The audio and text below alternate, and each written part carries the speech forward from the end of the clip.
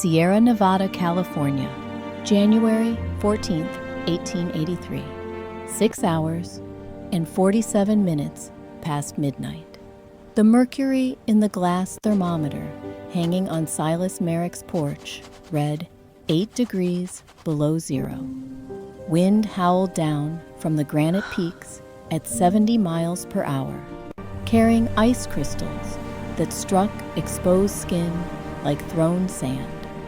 Snow had piled 11 feet against the north walls of the settlement's cabins, through the night sculpted into sharp ridges by gusts that shook pine timber frames and sent tremors through stone chimneys. Inside Merrick's 16 by 12-foot cabin, built with 4 exposed log walls, according to standard frontier practice, the fire in the cast iron stove had burned continuously for 18 hours. His wife Ingrid had woken every 2 hours through the night to feed split pine into flames that consumed wood faster than any man could cut it. The room held steady at 14 degrees Fahrenheit. Breath hung visible in the air. Water buckets sat frozen solid 30 inches from the hearth. Ice formed half an inch thick on the interior log faces, crystals catching lantern light like scattered diamonds.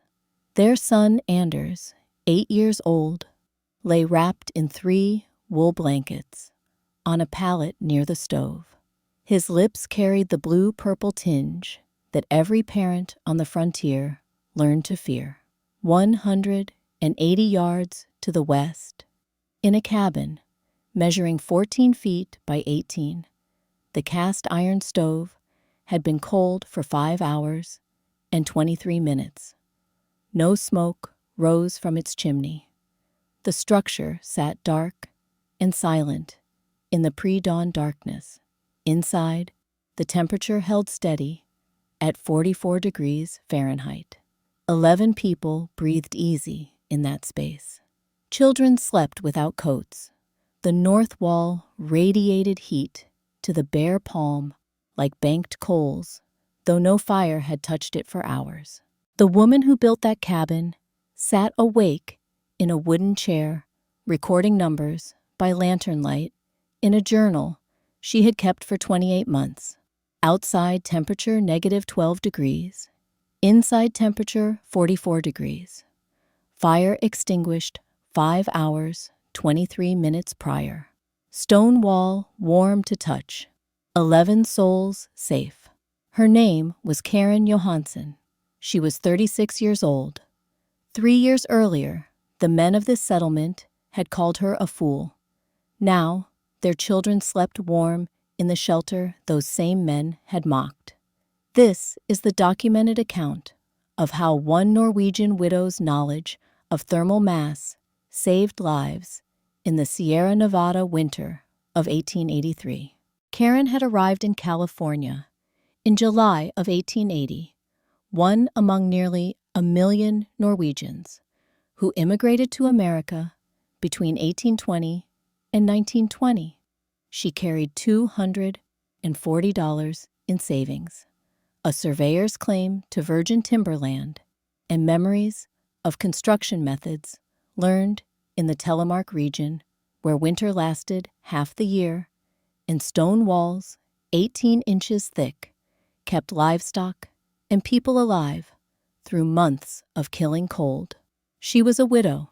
Her husband Eric had died 14 months earlier in a mining accident 300 miles south, crushed between ore cart and tunnel wall, in darkness, 200 feet underground. They had been married 11 years.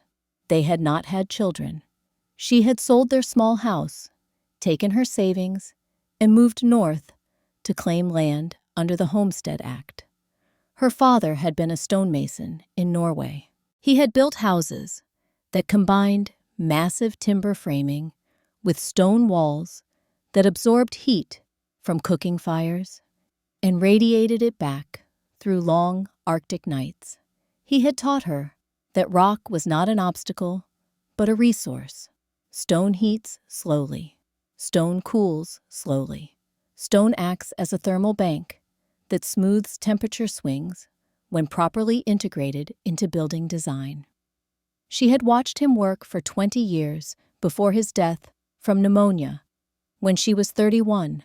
On his final day, lucid despite fever, he had gripped her hand and whispered, "Stone remembers warmth, Karen. When fire forgets, stone remembers." When she walked her newly claimed land in late July of 1880, she found what others might have considered misfortune. A house-sized granite boulder occupied the center of the most level clearing. The rock stood 20 feet high, 30 feet long, perhaps 10 to 12 feet thick. Its face angled slightly south and southeast, positioned to catch morning and midday sun. Karen saw thermal mass. She saw a north wall that would never rot.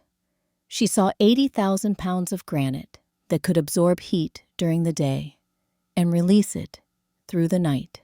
She saw her father's teachings made manifest in American stone. She staked her cabin boundaries so the boulder would form her entire north wall. The settlement noticed immediately.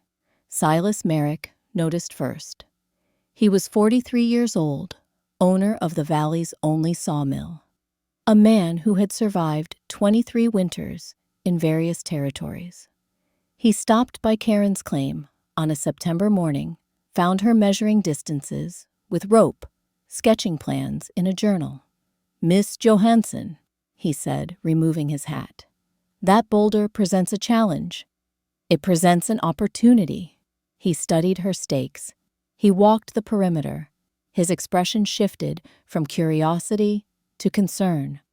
"You're planning to build against the stone." "I am." "That will fail." His voice carried no malice, only the authority of experience. "Stone sweats moisture when temperature changes. Condensation will rot your floor joists in 2 seasons. You'll burn twice the fuel to maintain half the warmth, because rock conducts heat straight to outside air." Karen met his eyes with calm directness. "Thank you for your concern, Mr. Merrick.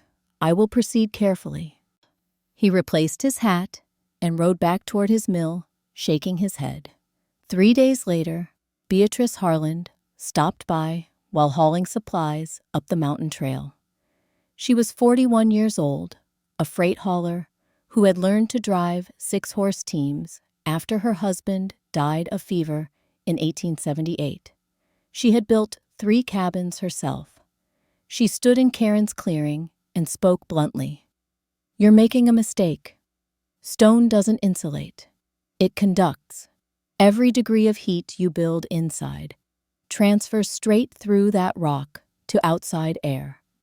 My daughter and I nearly died our first winter because I built the chimney on the windward side.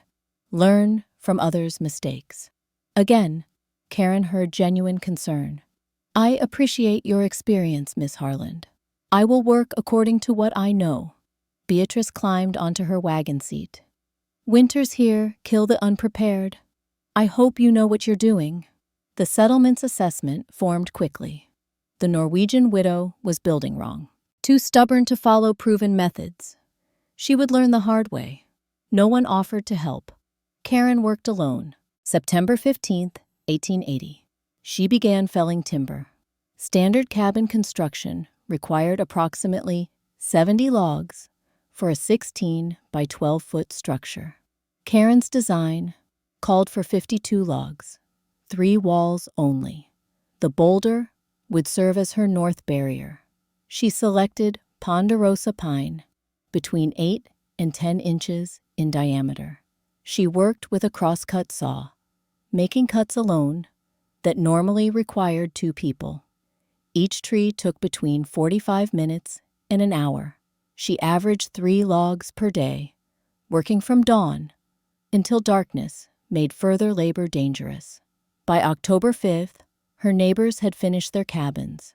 They had worked in teams, raising 4-wall structures in 3 weeks. Karen was still selecting logs, still trimming bark, still working alone, while autumn cold descended. The settlement noticed others who prepared differently. Ezra Thornton, a bachelor miner, had built a crude shack half a mile north of the main settlement. His structure measured barely 10 by 10 feet, constructed more like a storage shed than proper dwelling, with gaps in the chinking wide enough to see daylight through. He worked his claim obsessively and kept to himself. Widow Brennan and her 3 children, 2 daughters, aged 7 and 9, a son, aged 11, lived in a small cabin near the Southern Trail. Her late husband had built it before fever claimed him in 1879. The structure followed standard practice, but showed signs of hasty construction, loose chinking, shallow roof pitch.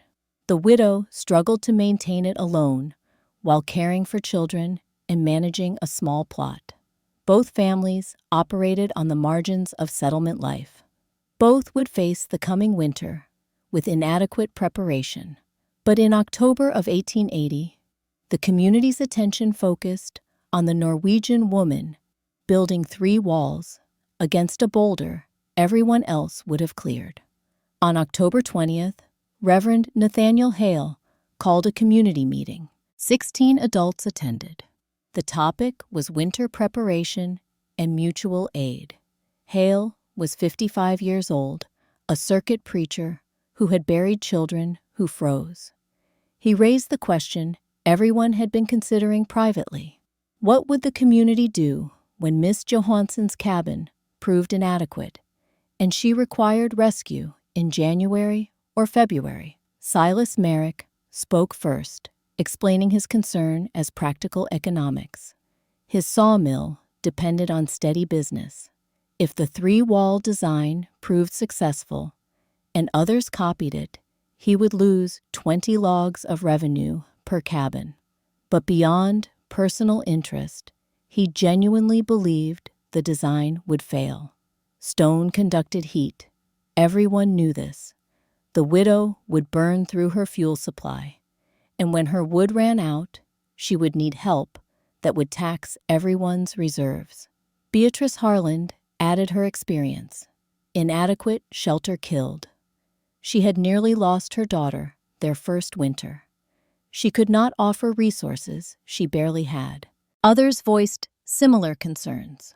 Not cruelty, simply the harsh arithmetic of frontier survival, where every cord of firewood carried consequences. Reverend Hale proposed they approach Miss Johansson together, offer to help her modify the design, add a 4th wall before snow made construction impossible. The next morning, October 21st, 5 members of the community walked to Karen's claim. They found her fitting logs to the boulder face, trimming inner surfaces, to sit within 2 inches of the rock stuffing gaps with sheep wool. Reverend Hale explained their offer. Help her build correctly, add the north wall, ensure her survival. Karen set down her draw knife. She looked at each person in turn, meeting their eyes with calm directness. I thank you for coming. I will build as I have planned. Miss Johansson, Silas Merrick said, we have decades of experience among us. So did my father. For 40 years, he built with stone in Norway. I trust his knowledge. This isn't Norway, Beatrice said firmly. Different place, different rules. Stone is stone. Heat is heat. Physics does not change with geography. They tried for 20 minutes. Karen listened politely. She did not argue. She simply returned to work. The delegation left. That evening, the settlement's judgment solidified. The widow was stubborn, too proud to accept help. She would learn through suffering. October 28th brought the first snow. 2 feet overnight. Temperatures dropped into the teens. Karen worked anyway. She built a small fire each morning to warm her hands. She cleared snow from her workspace. She continued fitting logs, course by course, 7 levels high. She installed the roof system, positioning 2x6 rafters at 24-inch spacing, creating a 12 to 12 pitch designed to shed snow rather than support its weight. By November 12th, she had worked for 10 weeks. Her cabin stood complete. 3 walls of saddle-notched pine logs, chinked with moss, clay, and lime mortar. 1 wall of house-sized granite boulder. A roof pitched steep enough to handle Sierra snowfall. A door on the south face. 2 small windows positioned to capture morning light. Inside, against the boulder's inner face, positioned 36 inches from the stone, she installed a small cast-iron stove with an 18-inch firebox. The stovepipe rose through a masonry chimney section, built so part of the flue made direct contact with the granite, ensuring heat transfer during burning hours. Directly against the boulder, she constructed a stone bench, 18 inches deep, 16 inches high, 8 feet long, flat rocks fitted tight to create a surface that would absorb heat from the stove's radiant output. On November 5th, she tested the system. She loaded the stove at 7 in the evening. She burned split pine hot for 3 hours.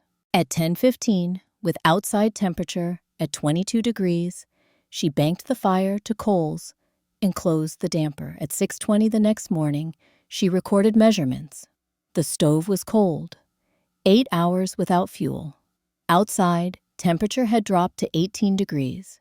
Inside temperature measured 39 degrees by the door, 42 degrees at the stone bench.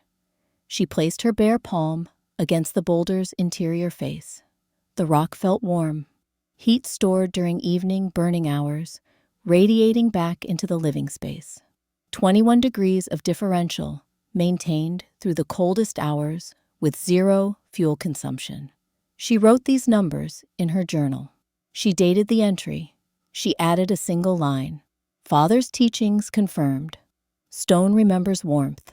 She moved her possessions into the cabin that afternoon. She stacked 4 cords of firewood under a shelter against the east wall. She prepared for winter with quiet confidence born from tested knowledge. Her neighbors watched smoke rise from her chimney on cold November evenings.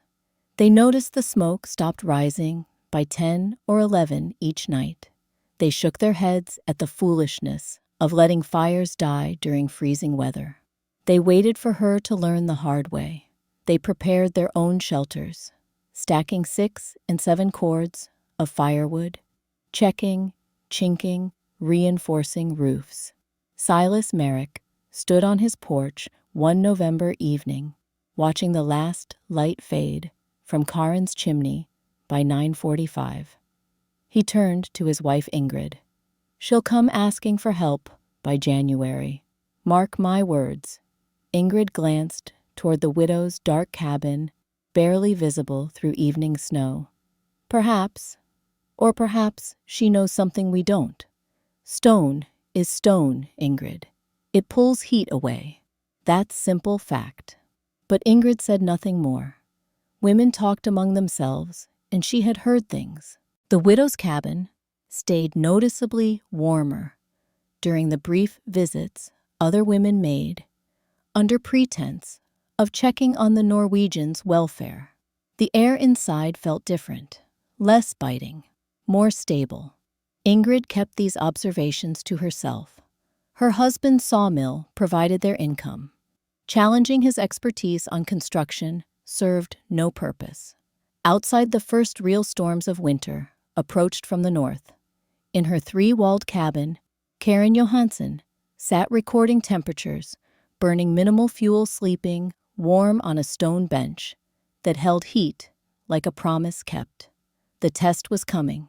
She was ready, and half a mile north, in a shack with gaps in the walls, Ezra Thornton stoked a fire that would burn through the night and still leave him shivering by dawn. He had no idea that within 3 months, His inadequate shelter would drive him into the arms of people who had barely acknowledged his existence. The winter of 1880 was only beginning. December brought cold that settled into the bones of the Sierra Nevada like a permanent resident. Temperatures dropped to 15 degrees most nights, occasionally reaching single digits when high-pressure systems cleared the sky to reveal stars so bright they seemed to vibrate in frozen air. Snow accumulated in steady deposits, 2 to 3 feet at a time, building drifts that reached 6 and 7 feet by month's end. The settlement burned wood at rates that consumed reserves faster than anticipated. Stoves required feeding every 2 to 3 hours. Men spent daylight hours cutting additional fuel, traveling farther from homes as nearby deadfall disappeared. Women woke multiple times each night to add split pine to fires that could not be allowed to die. Karen Johansson's chimney produced smoke for approximately 6 hours each evening. Then it stopped. Her neighbors noticed. She must be rationing fuel to dangerous levels, too stubborn to ask for help. On December 18, 1880, Karen recorded data that contradicted every assumption. She had established a routine that varied little. At 7 in the evening, she loaded her small stove and burned it hot for 3 hours, maintaining flames that brought interior temperature to 54 degrees by the door and 58 degrees near the stove. The Boulder's inner face grew warm, but never hot. At 9:55 that night, with outside temperature at 17 degrees, she banked the remaining coals and closed the damper. She did not maintain the fire. She allowed it to die completely. At 6:15 the next morning, 8 hours and 20 minutes after banking the fire, she took measurements. The stove was cold. Ashes showed no heat. Outside, temperature had dropped to 12 degrees. Inside, temperature measured 36 degrees by the door, 40 degrees at the stone bench where she slept. A 24-degree differential maintained through the coldest hours, with zero active heating. She placed her palm against the boulder. The stone felt noticeably warmer than surrounding air. The granite was releasing stored thermal energy, radiating it back into the living space. The physics were simple, though Karen did not think in scientific terms. Stone heats only because of its mass. The evening fire loaded thermal energy into perhaps 80,000 pounds of granite, warming the outer 6 to 12 inches of the boulder's inner face. That mass acted as a battery storing heat and releasing it gradually. The release rate was slower than wood stove output, but more consistent and longer lasting. The 3 log walls contained the heat more effectively than 4-wall construction that leaked energy in every direction. Karen's cabin lost heat through 3 surfaces and the roof.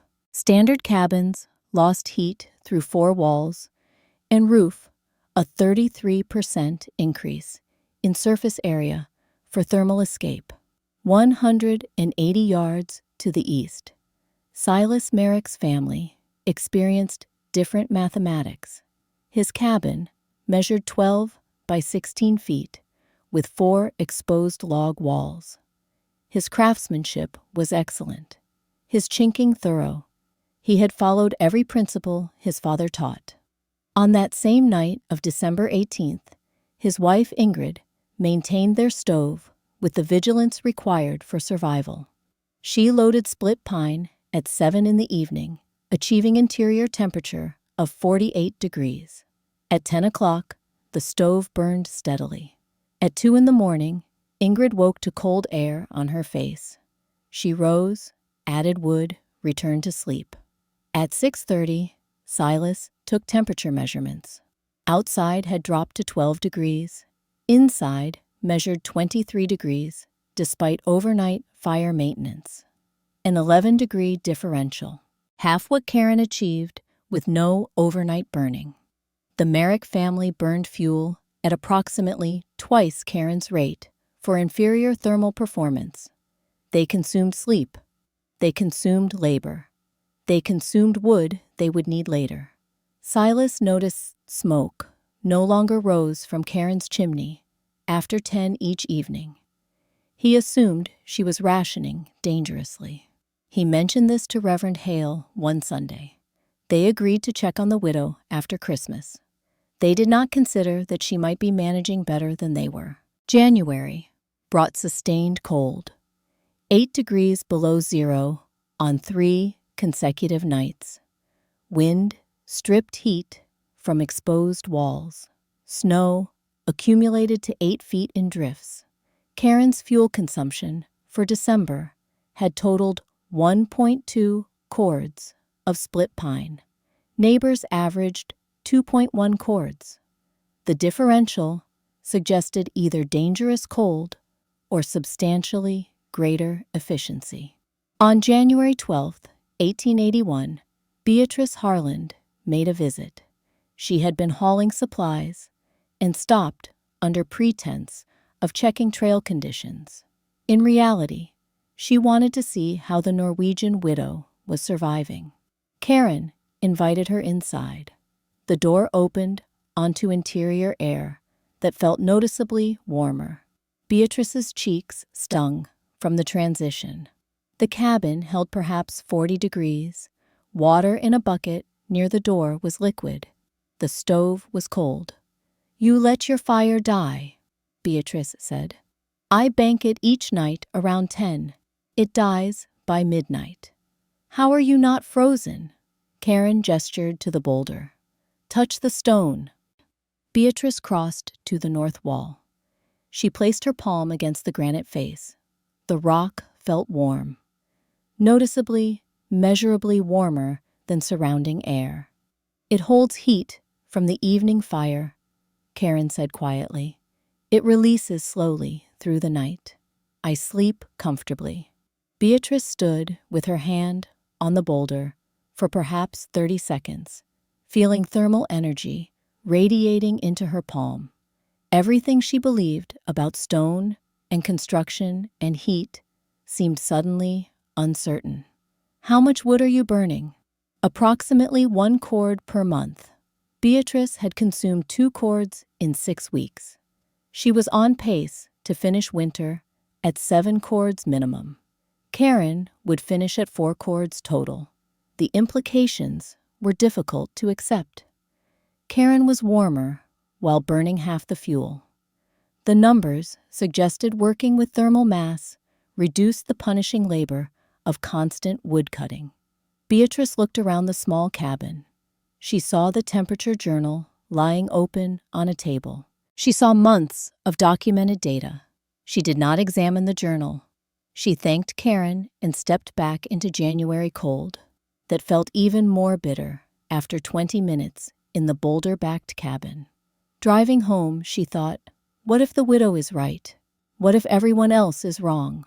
But admitting error meant consequences. It meant Silas Merrick and other men would question her expertise. It meant acknowledging she had been harsh in her initial judgment. It meant potential economic impact if others copied the method and needed less lumber. Beatrice told no one what she had felt in that cabin.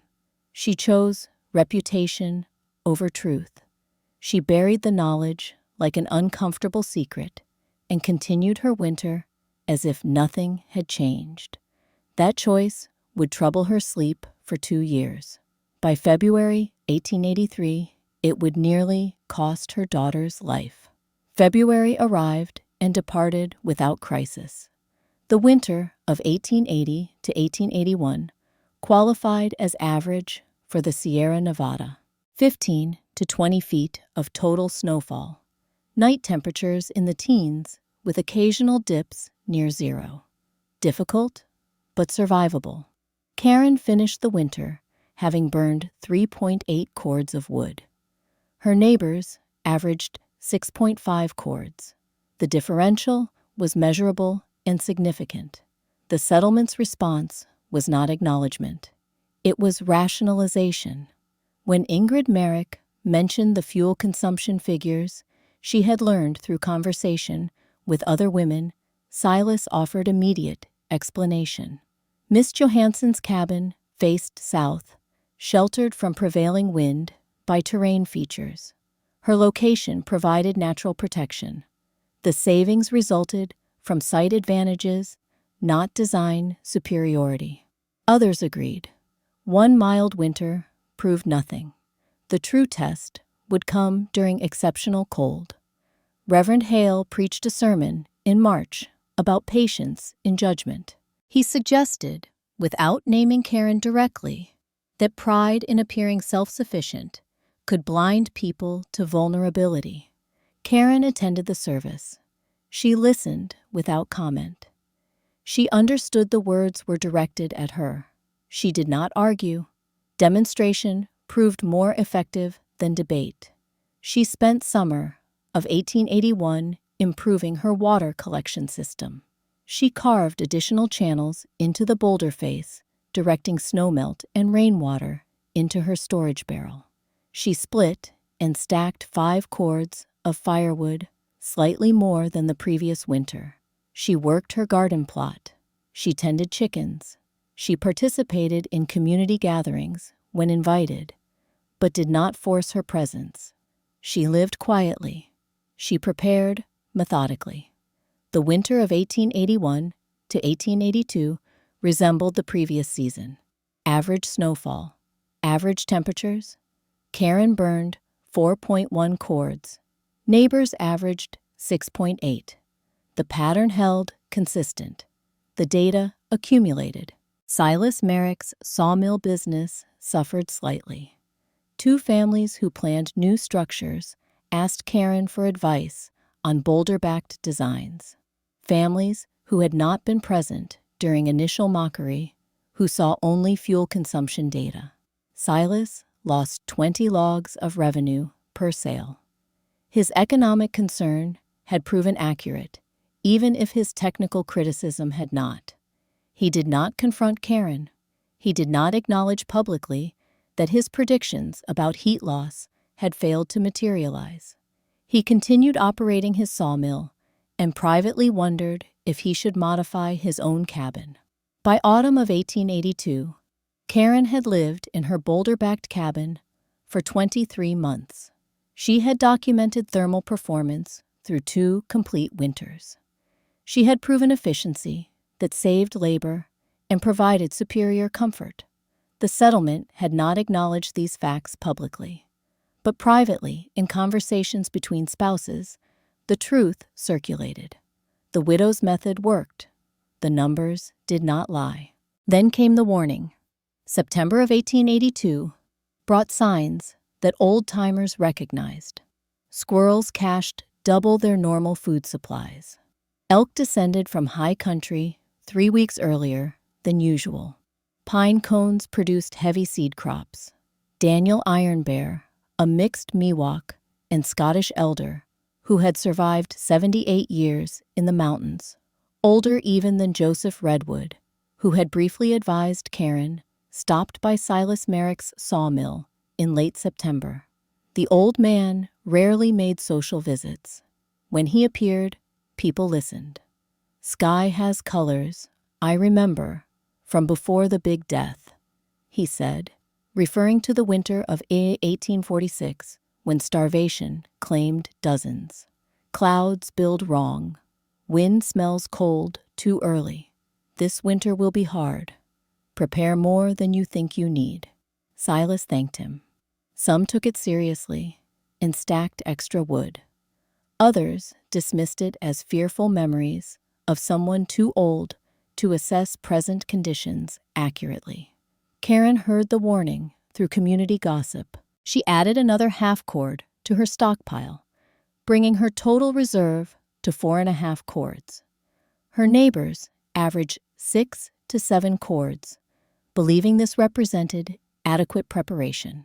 By November of 1882, early snow had already deposited 3 feet around cabin foundations, double the accumulation typical for that date. Night temperatures dropped into single digits. The pattern suggested Daniel Ironbear's instincts had been correct. Freight wagons faced increasingly difficult conditions. Drivers reported drifts requiring teams of 8 oxen. Supply schedules stretched from weekly to uncertain. Families began rationing provisions and calculating fuel consumption with grim precision. December brought storms every 4 to 5 days, each delivering 2 to 3 feet of snow. Temperatures held brutally cold between systems. Men spent hours clearing roofs. Wood consumption accelerated beyond projected rates. Half a mile north of the main settlement, Ezra Thornton's crude shack began failing structurally. Wind found every gap in his hasty chinking. Interior temperatures barely rose above freezing, despite burning wood at rates that depleted his meager stockpile with alarming speed. He had prepared for average winter. This was not average. Near the southern trail, Widow Brennan faced similar mathematics. Her cabin's shallow roof pitch accumulated snow faster than she could clear it alone. Her children helped, but the work exceeded their strength. Inside, despite constant fire, temperatures hovered in the 20s. By January of 1883, it had become clear this winter matched the stories that old-timers told about seasons that killed. Karen burned fuel at the same steady rate, 1/8 cord per week. Consistent, predictable, sustainable even during exceptional cold. Her neighbors burned through reserves at accelerating rates. By the end of January, several families faced grim mathematics. Their remaining woodpiles suggested they would run out before spring. On January 18, 1882, Karen woke at dawn to find her cabin colder than usual, 32 degrees by the door. The stove had been out for 7 hours, but something felt wrong. She crossed to her water barrel. The surface showed ice. Not thick, but present.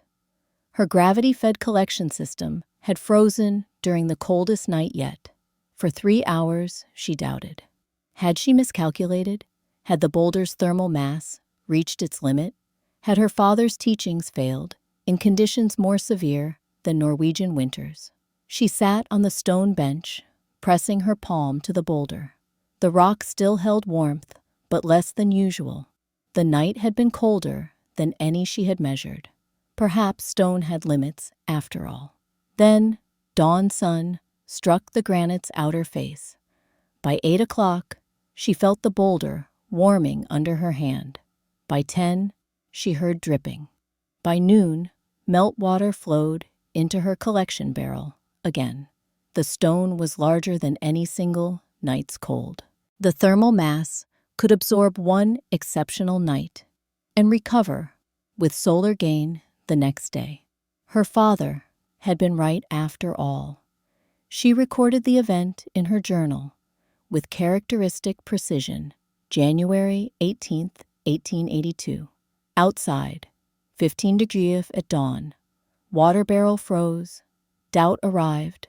Sun returned at 7:23 a.m. Boulder warmed. System recovered by 11:40 a.m. Stone is patient.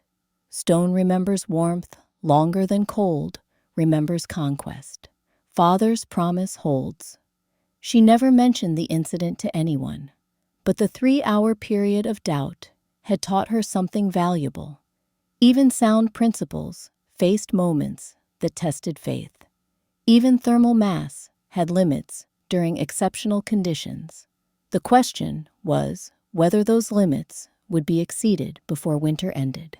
By the end of January, barometric pressure began to drop.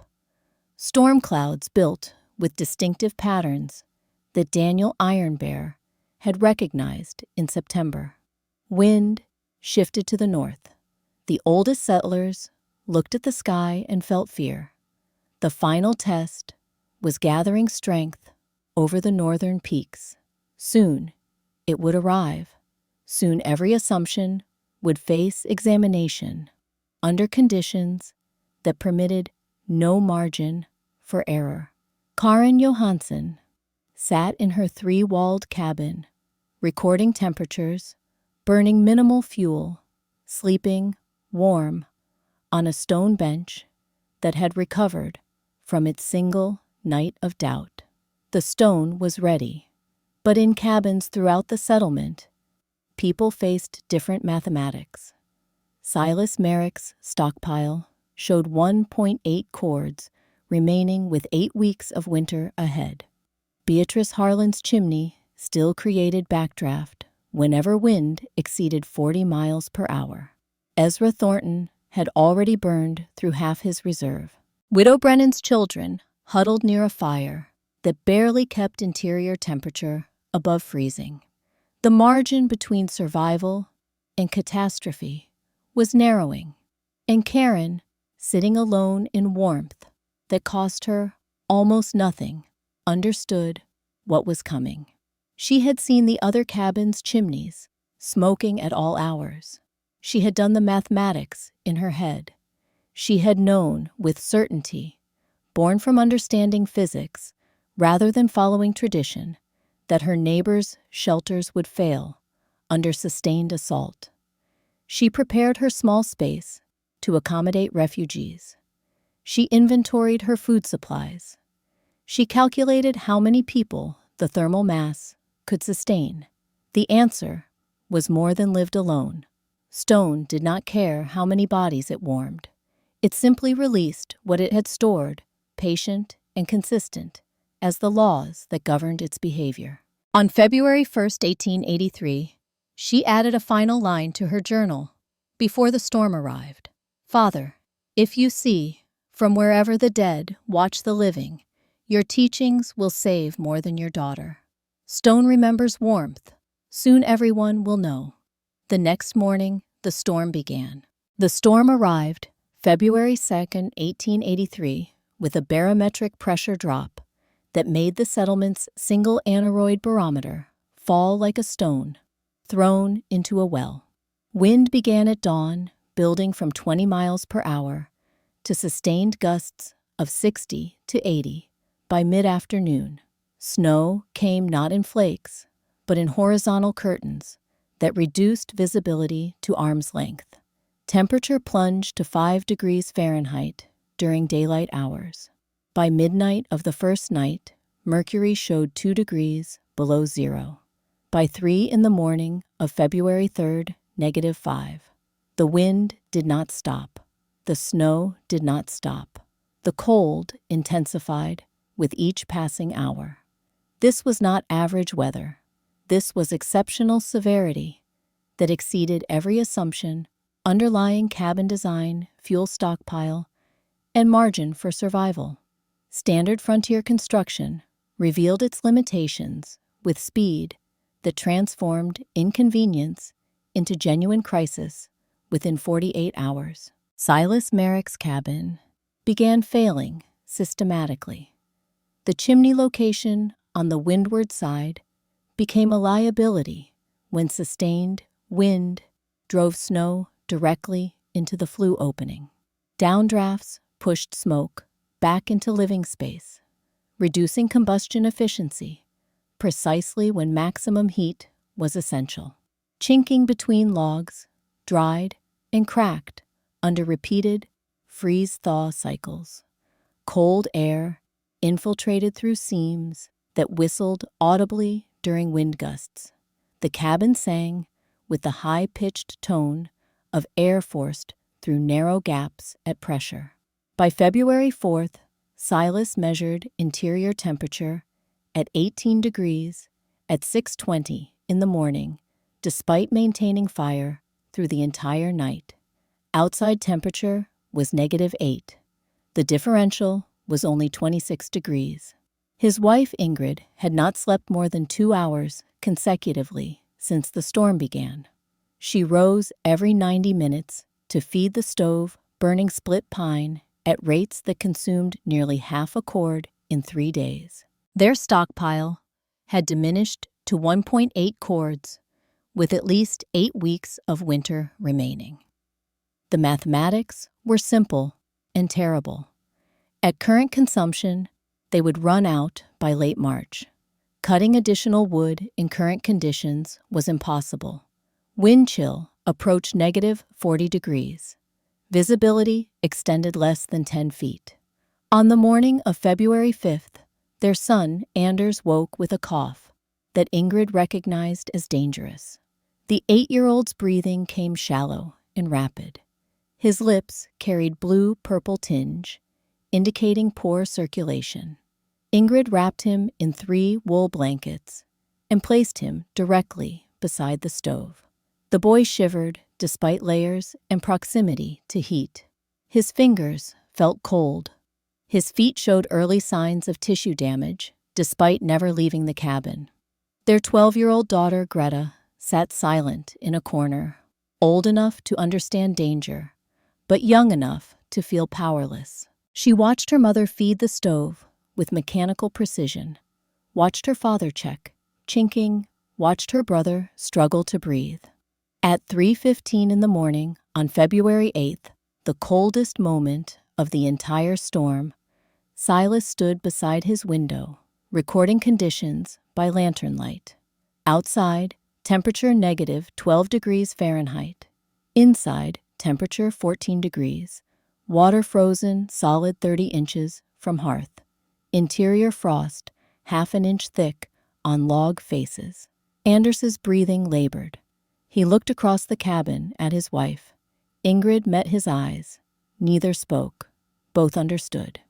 "We go to Miss Johansson," Ingrid said.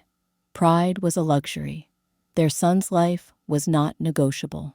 "At first light," Silas said. 100 yards to the south, Beatrice Harland faced different failures that produced equivalent crisis. Her chimney created backdraft that pushed smoke into the cabin whenever wind exceeded 40 miles per hour.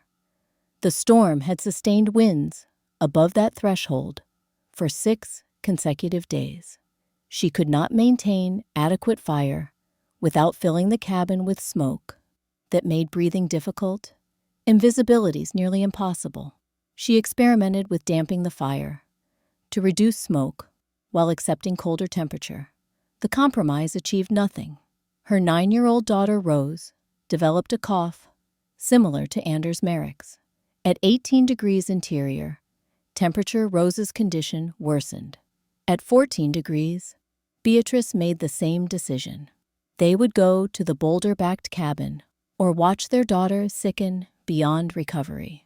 2 years of silence about what she had felt touching warm stone in January 1881 now felt like betrayal. She had known. She had felt the evidence. She had chosen reputation over truth. Now that choice might cost her daughter's life. Half a mile north, Ezra Thornton's shack simply became uninhabitable. Chinking collapsed. Interior temperature tracked within 5 degrees of outside readings. On February 6th, he abandoned it entirely. He wrapped himself in every blanket he owned and stumbled through waist-deep snow toward the main settlement. The journey of half a mile took nearly an hour. He arrived at Widow Brennan's cabin, pounded on the door, collapsed inside. When she opened it, the widow's cabin, while struggling, still provided marginal protection. Her roof sagged under snow load, but had not yet failed. Her fire produced some heat, despite inadequate fuel reserves. She took in the bachelor miner because frontier code demanded it even when resources were desperately scarce. Now, 5 people crowded into her small space, 2 adults and 4 children, burning through her remaining cord of wood with terrifying speed. While her neighbors fought losing battles, Karin Johansson's cabin performed exactly as physics predicted. Snowdrifts accumulated 4 to 5 feet high against the granite's base, creating natural insulation. The steep roof shed snow loads cleanly. The 3 log walls contained stored heat more effectively than 4-wall construction. Her evening routine remained unchanged. She burned the stove hot from supper until 10 o'clock, loading split pine that brought interior temperature to 60 degrees near the stove and 54 degrees by the door. The boulder's inner face absorbed thermal energy into mass that would release it gradually. At 10 o'clock, she banked the coals and closed the damper. She allowed the fire to die naturally. On the night of February 7th to 8th, the coldest 24 hours of the entire winter, Karen documented performance that vindicated every design decision. 7 o'clock evening, stove burning hot for 3 hours. Interior 62 degrees near stove, 54 degrees by door, outside 2 degrees. Wind sustained at 55 miles per hour. 9:45. Stove banked to coals. Interior 58 degrees near stove, 51 degrees by door. Boulder face warm to bare palm. 3:15 in the morning, February 8th, peak cold. Outside -12 degrees. Stove completely cold for more than 5 hours.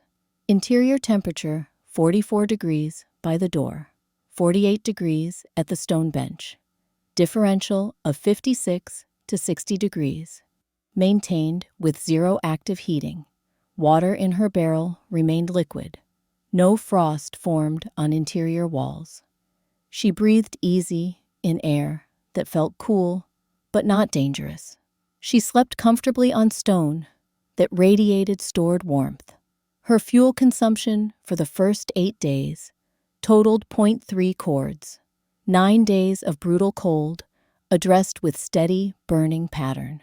At 6:30 on the morning of February 9th, she recorded her daily measurements and added a single line: "Storm continues. Stone performs, as Father promised. They will come today." She had known this moment would arrive. She had prepared for it. She boiled water from her gravity system. She arranged sleeping areas on the floor and stone bench. She waited. At 7:45 in the morning, Silas Merrick made his decision final. He had spent the night watching Anders' condition worsen. The boy's breathing had grown more labored.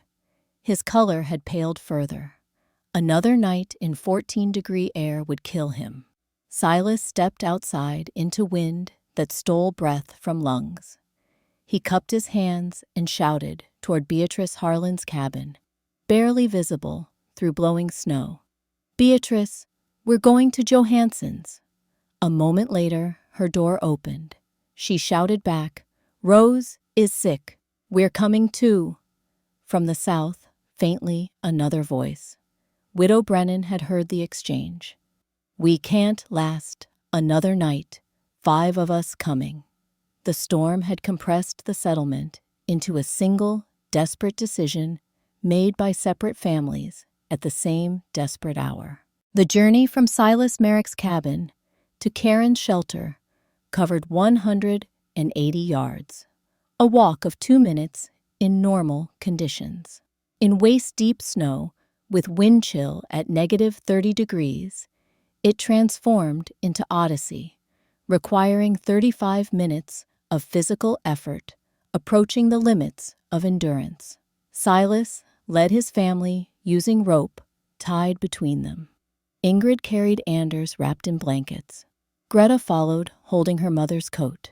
They moved in single file, Silas breaking trail through drifts that filled behind them within seconds. Beatrice Harland and Rose joined them 20 yards into the journey, appearing like ghosts. Widow Brennan's group added to the column herself, Ezra Thornton and her 3 children. 11 people total moving as one unit because separation meant death. They expected to find interior conditions marginally better, perhaps 30 degrees instead of 15, perhaps enough improvement to survive a few more days. Karen opened the door to 42-degree air that struck their frozen faces like summer warmth. Heat radiated from the north wall despite no visible fire, no smoke, no active heating. Silas Merrick stepped across the threshold and felt his certainty collapse. 2 years of rationalization dissolved in the face of warmth that could not be explained by site location or luck. "How is there no fire burning?" His voice cracked. "The stone," Karen said quietly. "Come inside quickly. Cold follows open doors." She directed them efficiently. Anders Merrick went immediately to the stone bench. Rose Harland received the second-best position.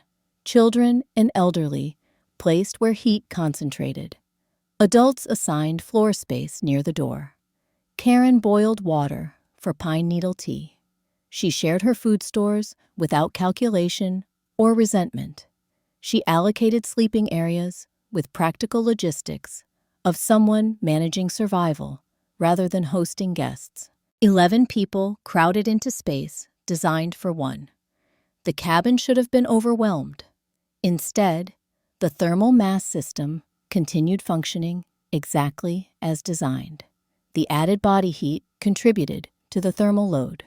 The Boulder absorbed the excess and moderated temperature swings. The cabin remained comfortable through the night, warmer with refugees than it had been with only Karen. But at 2:30 in the morning, on February 10th, Silas woke to a sound that sent fear through his chest. A sharp crack, like a rifle shot, echoed through the cabin. People jolted awake. Someone screamed. In the darkness, with 11 people crowded together, panic spread instantly. "The Boulder!" Beatrice Harlan's voice shrill with fear. "It's splitting!" Silas scrambled for his lantern, struck a match. Light revealed everyone sitting up, eyes wide. Karen alone remained calm. She rose from her sleeping position, crossed to the north wall, placed her palm against the granite face. "Everyone be still," she said. "That sound," Silas began, "was the Boulder contracting. Thermal stress. Rock expands when heated contracts, when cooled. Sometimes it makes noise. But if it splits," Beatrice started. Karen moved her lantern along the boulder's face, examining the surface carefully. "There, do you see a hairline crack no wider than a thread, ran perhaps 8 inches up from the floor. Superficial, surface stress only. This crack has been here for years," Karen said calmly. "Possibly decades. The cold makes it speak, that's all. The boulder is not failing. It's adjusting. Stone does this." She pressed her palm to the granite on both sides of the crack. "Feel it. Still warm, still releasing heat, still keeping us alive." Silas crossed to the wall. He placed his own hand on the stone. The rock felt solid, warm, unchanged, despite the noise that had terrified everyone. "My father taught me to listen to stone," Karen said, her voice carrying the weight of knowledge earned through observation. "Cracking sounds frightening, but a true structural failure sounds different, deeper, like thunder instead of rifle shot. This was surface stress, nothing more." She returned to her sleeping area. "The boulder has stood here longer than white men have been in California, longer than the Miwok who came before. It will stand longer than any of us live. Sleep. We're safe." Gradually, heartbeats slowed. People settled back to floor and bench. But the moment had reminded everyone how completely their survival depended on the stone wall that one woman had trusted when no one else would. At 6:15, the morning of February 10th, Silas woke to 46-degree interior temperature. The stove had not been lit since the previous evening. His son Anders slept peacefully on the stone bench, his breathing easier, his color improved. Silas crossed to the boulder. He placed his bare palm against the granite face, feeling warmth radiate into his skin. "I was wrong, Miss Johansson," he said. "Completely dangerously wrong. You tried to tell us. We wouldn't listen." Karen looked up from her journal, where she was recording morning temperature data. "You were careful. That is wisdom. Now you understand stone. Now you can build better. When spring comes, I'm rebuilding. Will you teach me?" "Yes, and anyone else who asks." Beatrice Harland, overhearing from across the cabin, spoke the question that had troubled her for 2 years. "Why didn't you argue with us before? Why didn't you insist we were wrong?" Karen set down her pencil. She looked at the 11 people crowded into her shelter, all of them warm, despite the storm still raging outside, all of them alive, because granite remembered heat. "Stone argues better than words," she said. "You needed to feel warmth to believe. Now you have felt it. Now you know." She paused, then added something she had never spoken aloud. "My husband Eric died in darkness and cold, crushed in a mine shaft where stone trapped instead of protected. For months, I wondered if I could trust rock at all. Then I remembered my father's teaching. Stone is not good or evil. It simply is. It holds whatever we give it, cold or warmth, death or life. The choice is ours." The cabin fell silent. For the first time, her neighbors understood. This was not about proving anyone wrong. This was about honoring a father's wisdom, and perhaps redeeming a husband's death by ensuring stone saved lives instead of taking them. The storm broke on February 14th. 7 days later, on a clear morning when outside temperature climbed to 20 degrees, the settlement gathered for community reckoning. 19 people sat in the main gathering cabin, every adult in the valley. Silas Merrick stood first. He was not comfortable with public admission of error, but expertise meant nothing measured against his son's blue-tinged lips and Karen's warm stone bench. "I told Miss Johansson her cabin would fail," he said. "I was wrong. The thermal mass design works. It works better than standard construction." He presented fuel consumption data. Karen had burned 4.2 cords total. Families with standard cabins had consumed 8 to 9 cords, several burning furniture and tool handles when stockpiles ran low. "I'm rebuilding my cabin," Silas continued. 3 walls with a smaller boulder I've identified 300 yards from my current site. I'm asking Miss Johansson to consult. I'll pay her in labor materials, in public acknowledgement that her method saved my son's life. Beatrice Harland spoke next, her voice carrying the weight of 2 years of buried truth. "I visited Miss Johansson's cabin in January of 1881. I touched the warm boulder. I felt the 40-degree air with no fire burning. I knew then that her method worked, but I told no one. I chose my reputation over truth. That choice nearly killed my daughter." She looked directly at Karen. "I'm sorry. For doubting you, yes, but more for knowing you were right and staying silent about it. That was cowardice." Karen met her eyes. "You're speaking now. That's what matters." Beatrice described her plan to retrofit her cabin by building a 2-foot thick stone wall behind her stove. The project would require moving approximately 1,500 pounds of rock. She considered the labor worthwhile.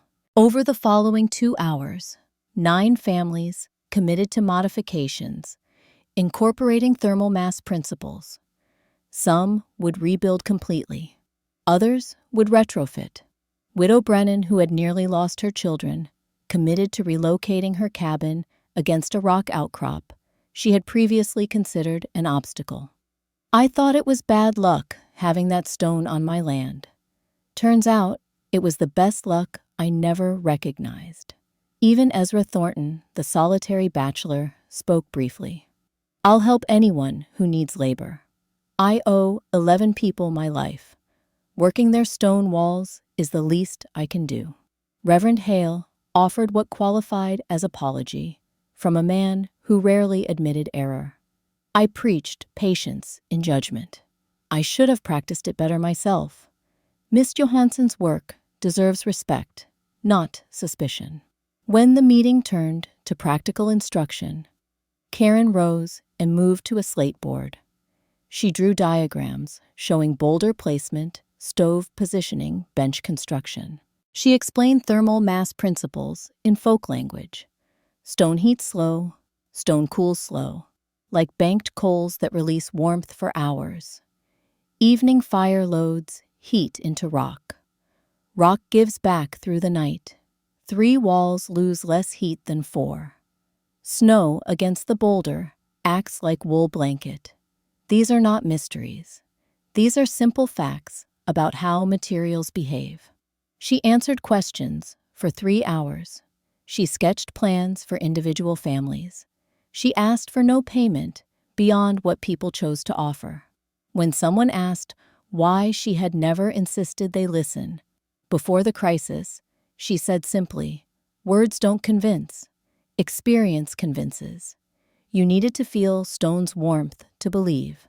Now you believe." Spring of 1883 transformed the settlement's approach to construction. By June 5, families had begun rebuilding with rock-backed designs. By September 9, cabins incorporated significant thermal mass.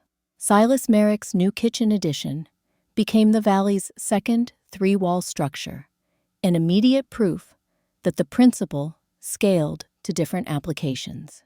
He had found a granite outcrop 8 feet high and 12 feet long, smaller than Karen's boulder, but adequate. His fuel consumption for winter 1883 to 1884 dropped 38% compared to his old cabin. Beatrice Harlan's retrofit installation proved equally successful. Her fuel consumption dropped 32%. Her cabin maintained 5 to 8 degrees higher interior temperature at dawn, despite identical heating patterns.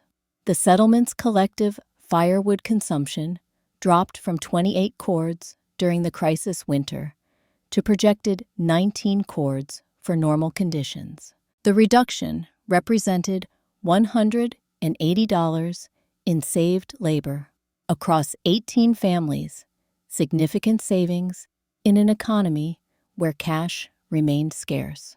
Word spread through the network of trails and freight routes. Other communities heard about the Norwegian widow's thermal mass method. Miners adapted the principles to dugout boulder combinations. Families in 6 Sierra Nevada settlements within 50 miles implemented rock-backed designs between 1884 and 1890. Local newspapers ran brief articles about Johansson's thermal technique. The coverage remained local and practical. These were working families documenting working solutions. The innovation spread through demonstration and results rather than promotion. Karen continued living in her boulder-backed cabin, recording temperatures, refining techniques, teaching anyone who asked. She never charged fees. She never claimed invention. She simply shared knowledge her father had taught her. In 1920, building scientists began formalizing the physics underlying frontier observations about thermal mass. Research documented that dense materials with high specific heat capacity could store significant thermal energy and release it gradually. Government energy efficiency guides, published in the 1940s, recommended exactly the techniques Karen had employed 60 years earlier. stone or masonry walls, passive solar orientation, strategic thermal mass placement. Modern passive solar design continues incorporating lessons that Karen learned through necessity and observation. Contemporary energy-efficient housing uses the same physics she understood through her father's teachings.